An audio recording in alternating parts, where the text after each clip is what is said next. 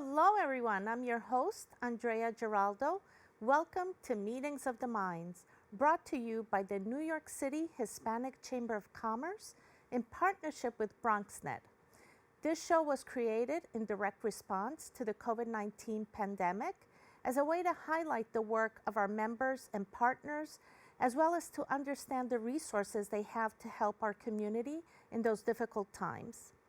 Today, we have a special roundtable discussion on real estate in New York State for 2024. It will be hosted by Gregory Sagranis, the real estate chairman of the New York City Hispanic Chamber of Commerce. Joining him for today's discussion will be Stephen Pertinack, real estate associate broker for the Patternack Real Estate Team, and Elliot J. Cherson, Esquire, a top legal attorney and senior founding partner of Hertz, Cherson, and Rosenthal, PC. We hope you enjoyed this discussion. Gentlemen, take it away. All right, thank you, Andrea, for that great introduction. I just want to say to Nick Lugo and Cindy, it is a pleasure to be part of the New York City Hispanic Chamber of Commerce. Today I have two great individuals who embody great real estate practices here in the Bronx. I have Stephen Patternack, second generation real estate family. I love the story that your father started you out just bagging the garbage as a child, and you've gone on to become a broker at Keller Williams. You also have owned, sold, developed, so you're here in order to tell us a lot of the practical aspects of the legislation that's proposed and just the state of real estate here today. And then Elliot Cherson, I know him because we're both board members from the Bronx chapter of HGAR, which is one of the real estate MLS services out there that is active in making sure that we have a healthy real estate environment. All right, so I'm going to bring up a couple of topics today. And first of all, I do want to thank you for coming. If there's anything you want to add on or anything, you're more than welcome to start the conversation also. Okay. A lot of the headlines that we're seeing now are dealing with distressed markets in the rent-stabilized buildings. And I think this is an important topic to discuss because a lot of the people who live in the Bronx and in the inner cities, a lot of the minorities, a lot of the Latinos out there, they're not just renters, they're also property owners.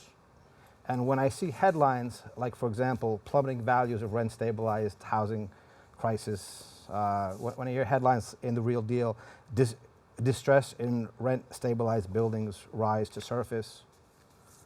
The city said tens of thousands of rent-stabilized apartments remain off market during the record housing shortage. And then I have curbs that are asking the question, or my first question to you, which is, are the landlords bluffing? So Steve, as a second-generation landlord, what are you seeing out there, and what are some of the issues that you need to bring to the table for the general public to hear? Because oftentimes you hear the tenant side, but the landlord side is sometimes muffled. So, I mean, what is it that you think is an important topic for us to discuss? Where should we start? Well, thank you very much for inviting me here today. I think the most important place to start is just simple economics, right? Like if you're running a business, whether it's a property or whether it's a deli, grocery, or any sort of business, the income has to exceed the expenses. And when you don't have a way to do that, that business fails. In our case, or what we're talking about right now, is we're talking about property owners whose expenses are continuing to rise, but they have no way to raise the income so that way they can meet those expenses. And what happens in those cases, because we're talking about large apartment buildings, in some cases, hundreds and thousands of families are affected if that property owner is not able to run his business and make a profit, or at least cover the expenses, which is really what's happening. You're very well aware of the foreclosure situations, and essentially if the owner can't afford to pay the expenses, a foreclosure proceeding might happen, and then what happens is the courts may put a receiver to manage that property. And usually the receivers that manage the property with great intentions, they don't have the funds either to run the building. So what happens is those buildings, the quality of life there, suffering. So at the end of the day, the protecting the tenants actually might end up having an adverse effect and hurting the tenants. Okay, so there has to be a healthy balance between landlord and tenant. I think so, yeah. Okay, I mean, and one of the issues that I think is a major concern, and Hagar actually has a proposal out, is that we're seeing that good landlords that are accepting vouchers and abiding by the law are being denied insurance on their buildings, all right, and or seeing 30–40% increases in their insurance. So as a rent stabilized building, I mean, can you tell us something about the Rent Stabilization Act and how it works? But basically, your rents are capped. Yes, yeah, thanks for having me. I really appreciate it very much. And yes, rents are capped on rent-stabilized buildings, which are basically buildings that were built prior to 1974. And the rents are, the annual rent increases are set by rent guidelines boards. New York City has one, and surrounding suburban counties have them as well. I'm on the Westchester County Rent Guidelines Board as an owner representative, as a matter of fact.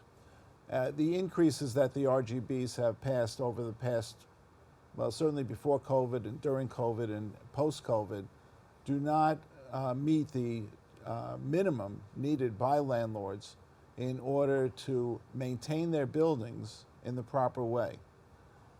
Prior to 2019 changes in the law, HISPA, landlords had different ways to maximize the monies that come into the building. For example, if a tenant vacated the building, then that apartment could be renovated and be rented for a market rent. But it had to be done properly, etc. Now, what happened is that the New York State legislature, and signed by the governor, eliminated any increases whatsoever for a vacant apartment. And what does that have resulted in? And we all know about the housing crisis in New York City. There certainly is a need for thousands and thousands of affordable apartments. And what's happened, unfortunately, is that there is no incentive whatsoever for a landlord who had a, let's say, grandma was living there for decades. The rent is very low, and she moves out, and the rent increase for a new tenant is less than 5%. And usually the apartment needs a lot of renovations when you've had a long-term tenancy like that. So what's happening is that landlords, and I have many clients in this situation, they decide to not rent the apartment because it's too expensive to renovate and there is no return. And I think they're hoping, maybe hoping against hope, that the legislature will change the law so that they would be able to get a better return. In addition to that, there used to be major capital improvement increases, so that's for boilers, windows, roofs, electrical systems, major systems. Basically, although it still exists on paper, as a practical matter, it does not exist, and So there's no return for that. there are estimates that between 20 and 90,000 apartments, which could house people needing housing, Yes, and also increase the supply. tremendously. We have a housing crisis, and it seems as if, I mean, I really don't understand the taking away of the MCI, meaning that if I fix my building, if I repair my building, that I can recoup my costs by adjusting the rents. I think that that was a very logical solution. It was. Plus, there was individual apartment increases where a landlord would, on a vacancy, would put in a new bathroom, a new kitchen. And obviously, these things are quite expensive. But the landlord was able to get a return on that investment over a period of time through an increase in the rent. Again, although it technically exists on paper, as a practical matter, it simply does not exist. There is no, very, very few landlords who are taking advantage of that because the return is so low, the paperwork and the bureaucracy is so onerous that it's simply not worth it to many landlords. And it's very unfortunate. There's no question about it. We have a migrant problem in New York City. We have thousands of people who need apartments, and because of the inaction by the New York State legislature and the governor's office, that is the situation. It's brought about a very sad situation, a very bad situation. I'm always an advocate of this, the mid-sized property owner. the mid-sized property Sorry. owner. Oh, All right. thanks. So, I do hear stories of these hedge funds that are losing 30, 40% of the value of their buildings. But really, the point of the show here tonight and our base here in the New York City Hispanic Chamber of Commerce is basically mid-sized property owners such as yourself. And I hear these stories of, look, I did the right thing. I have voucher tenants. I don't income discriminate, right? But now my insurance is going up 30, 40%. I hear all kinds of scenarios that people who think it's a good idea or some type of legislation like taking away the MCIs or the internal increases in the rent. But I think that people have to understand that the landlords are also, it's us. It's people such as yourself and landowners who, I worked in a small business, I bought a 3-family, a 4-family, a 6-family, and now that's my retirement. And sometimes they come into my office and they're just petrified. Now lead paint is a very big issue. Now they're going to start going into your home and they're going to have a laser gun that goes 5/8 into the wall. And you know what, that senior citizen that comes into my office and says, Gregory, English is not my first language, I'm not computer literate. Then they go online, they have to answer all these questions, they get intimidated and they get scared. And you know what, guess what? If they don't have the $20,000, $30,000, once they do find any amount of lead paint using the laser gun now, that goes 5/8 into the wall, then you know what, they're in a position where they're forced to sell.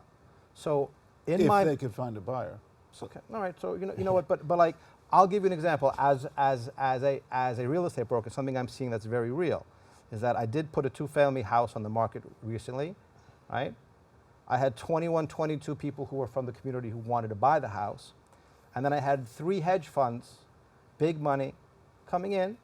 All right, now they were able, there was potential there because you could turn it into a 3, but you have to have deep pockets for that. There was potential there. And we ended up selling to the investor, who was basically paid $880 cash, no inspection, no real need for an appraisal because it's right, but also time of the essence.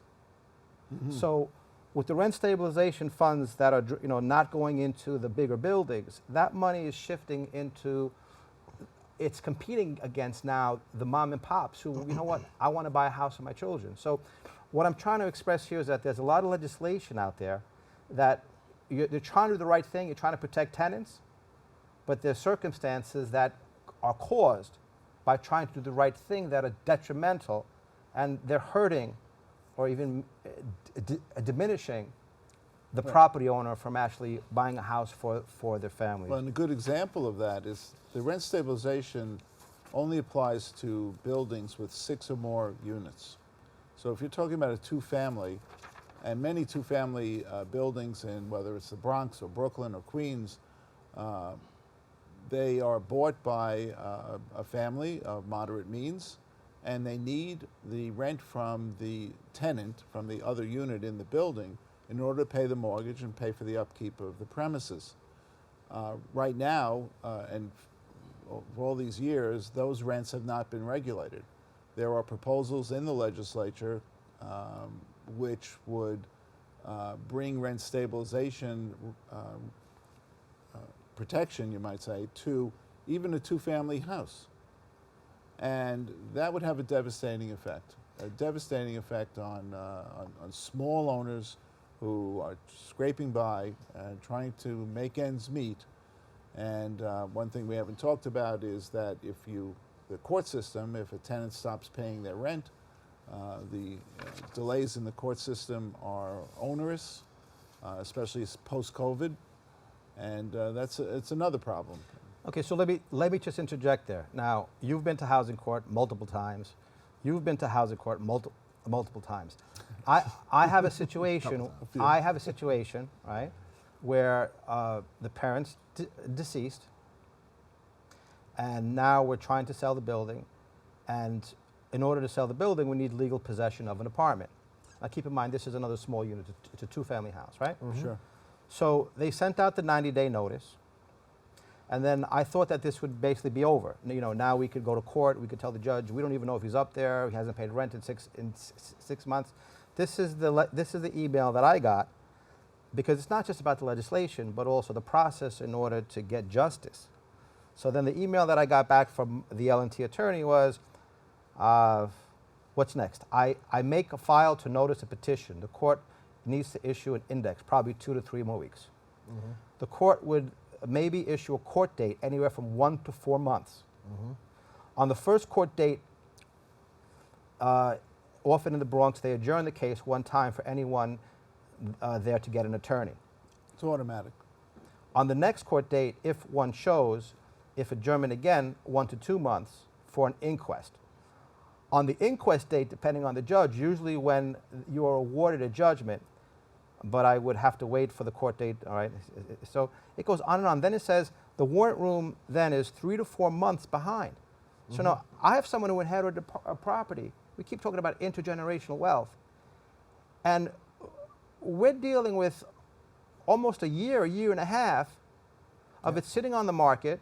Hopefully, you know, they have the funds to cover the mortgage if there's a mortgage, right? And it's a lot to do with the backup in the court system. So I'm going to ask you, first of all, or I'm going to ask you, is this true? Does it take a year and a half, even to basically take possession of an apartment that might be vacant? Have you had experiences where you wished, you know, I'll abide by the law, but it's not just the law, it's the process in order to get justice for a landlord?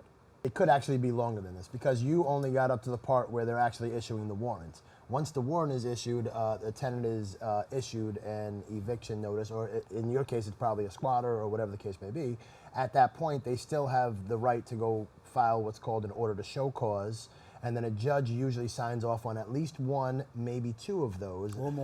Or more, proceeding, making the process even longer. Now, let's say you do get your eviction and you do take possession, they also have the right to file what's called a post-evict order to show cause. Am I correct? Absolutely. And so they basically have, a judge has said, hey, you know what, the owner of this property has taken back legal possession, but you have come to me with sufficient enough reason for me to say that you may be able to be placed back in that apartment. I can give you a perfect example. I was working with a property owner in the process of selling their property. She actually was awarded an eviction for a tenant that owed her well over $25,000. The tenant was evicted, and you have to wait 30 days before you can remove the property from that apartment. On the 29th day, tenant filed a post-evict order to show cause. Judge says, okay, we're going to give you 14 more days. Day 13, he shows up again. Now they issued him another 14 days. So now this owner only has a certain amount of income coming in, and she's struggling to make those mortgage payments. If she doesn't borrow money or take money from a personal account or something of that nature, she could lose that property. And I think something that we touched on a little bit, you touched on a little bit, is with the mid-size owners, once you get to 6 or more, not only is it rent stabilized, but now you are subject to the banking system, which are commercial lenders. Commercial lenders, much different than residential lenders. Your typical residential lender, it's a 30-year fixed rate that you know what your payments are going to be. With commercial mortgages, those usually reset either every 5, 7, or 10 years, meaning that you're really subject to the condition of the market. So for example, a lot of those vacancies that you were talking about earlier and a lot of the problems that we're facing is because a lot of these owners' loans are coming due in the next 12 to 24 months because of inflation, because everybody was spending money and whatever the case may be, their properties, they're not able to refinance. So if you owe, let's just say you owe $900,000, your property right now, the bank will only give you $700,000. So you have to come to closing with $200,000. If not, you have to turn those keys in. On those smaller properties, also, a lot of times they ask for personal guarantees. So not only does it affect your business, but now it affects any other money that you've been able to save over the course of your entire career because of the fact that you have these banks, which, love them or leave them, people just don't understand the way the commercial lending works. Well, we've also seen commercial banks that are dominant here in the Bronx for commercial properties recently go out of business. Exactly. Signature Bank is one example. New York Community is on the rocks, and there was another one. Absolutely. Just to add to what Steve was saying, a lot of the buildings, whether they're small or medium or large, were bought prior to 2019 and prior to COVID. At that time, the interest rates were very low, and people bought the buildings with the expectation that under the law that existed prior to 2019, they would be able to improve their buildings, which employs a lot of people. You have to bring in craftsmen, plasterers, electricians, plumbers, etc. And that is basically working class people. So that was what happened prior to 2019. After 2019, and then you had COVID a few months after the passage of the new law in June of 2019. Then you had March 2020 COVID. Basically the bottom has fallen out. Landlords who predicted that they could increase the amount of rent that was coming in based upon the old law, that no longer exists.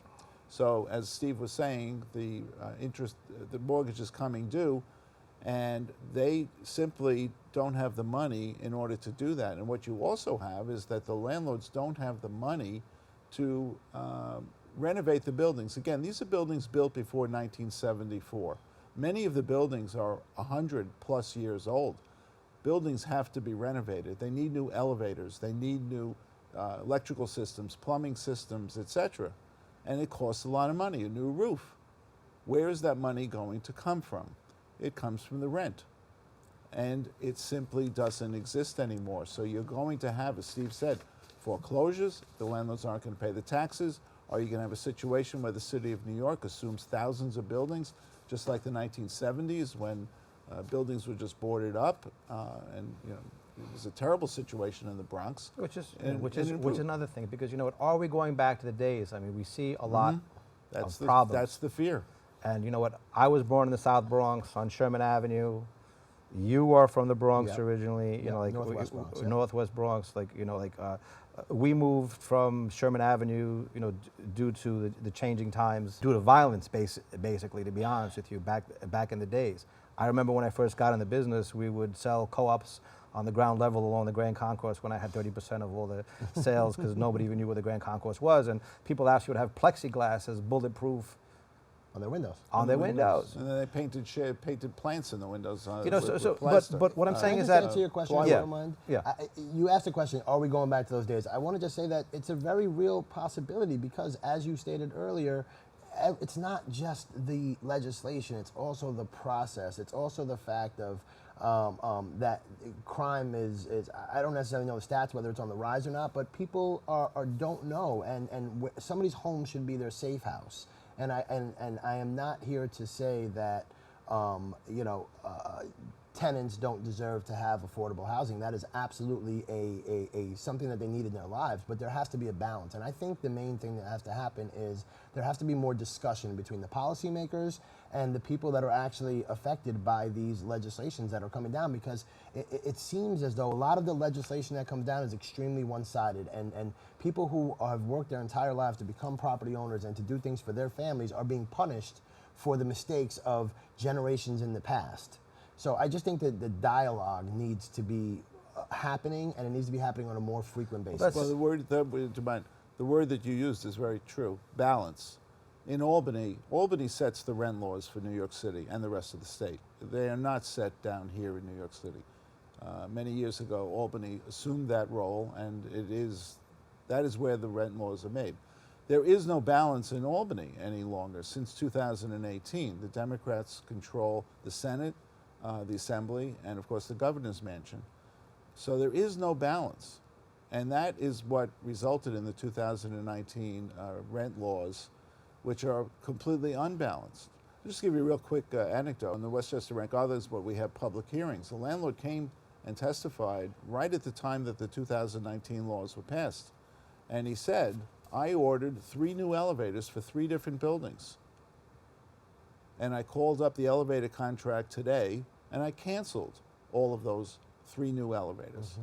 So what is the landlord going to do? They're going to use a Band-Aid approach. Mm-hmm. They're not going to replace it, even though it needs to be replaced. They're just going to say to the contractor, just patch it up, just do something. And of course, that's going to result in more breakdowns. And it's not to the tenant's benefit whatsoever. And whether it's an elevator or a roof or an electrical system, a boiler, That is the current state of the situation, and it's bad. Which are the MCIs? I'm sorry, those are the MCIs that you're talking about that they eliminated. Those are, Yeah, and the MCIs, correct me if I'm wrong, maybe you would know. The MCIs, to my understanding, is if you replace a building-wide system, a boiler, an elevator, a roof, windows for the whole building, it's not like the cost is 100% on the tenants. They're able to take a percentage of that cost and then spread it out over the course of years. Over many years, so exactly. a tenant's rent might go up $25, but now they have a brand new elevator. They've got guaranteed no problems with heat and hot water. These are things that are affecting quality of life that they've now stripped away by just attacking and saying, it's like, okay, landlord is now such a negative word, and we need to work to get that back to be this. You know what? not This the is case. this is part of the dialogue as to why I'm coming here and we're all here today, because you know what? 2019, we knew that there was going to be negative outcomes from this, and I do want to say that I did speak to a Democratic senator at the time, and he said part of the reason that it passed so easily was because at that time Cuomo was under the most extreme pressure due to some issues that he was dealing with up in Albany. So you know what? A lot of these laws have been looked at, but let me just finish up because there's another something was sponsored by Comrie and Kenny Burgos. All right, and I got 45 seconds. So it's called the Local Regulated Housing Restoration Adjustment Act. So we got like 30 seconds really, but that's something I want to put out there. That's a way that basically, could you explain that to us quickly if you don't mind? Well, I think that's with, there could be increases when you have vacancies. That's certainly the landlord organizations such as CHIP and RSA have been looking for a meaningful way to increase it, but with many protections for the tenants. Okay. But it would improve. We've got the 10 seconds. It's not that. That is a proposal, and it's unlikely to be passed in Albany. And what the actual result is of legislation that's passed and signed by the governor, just have to wait and see. Okay. All right. So I just want to say thank you for your time. Thank you. I hope that we expressed ourselves, and I hope this becomes part of the dialogue. And I look forward to prudent legislation from our legislative officials. And I just hope that you know, we do the best we can in order to provide the best housing for the people who live in our borough, our city, and our state. So thank you for your time. It was a Thank pleasure. you. Thank you Thank for you having very us. much. Thanks for Appreciate having me. Really appreciate it. Once again, for more on Gregory Serganes, Elliot J. Cherson, and Steve Paternak, email them at teamserganes@gmail.com, ajc@rhcrlaw.com, and smprealty@gmail.com. Visit their social media on LinkedIn, Facebook, and Instagram. You may also visit their websites. Unfortunately, that is all the time we have for today. I want to thank our guests, Gregory, Elliot, and Stephen, for joining us, and our viewers for tuning in and checking us out. Keep following on BronxNet TV for more continued coverage. If you're not a member of the New York City Hispanic Chamber of Commerce, you can always visit us and sign up. You can always engage with us as well on LinkedIn and at the New York City Hispanic Chamber of Commerce. All spelled out, New York City Hispanic Chamber of Commerce. I'll see you next time for another episode of Meetings of the Mind in partnership with BronxNet. See you next time. Ciao, ciao.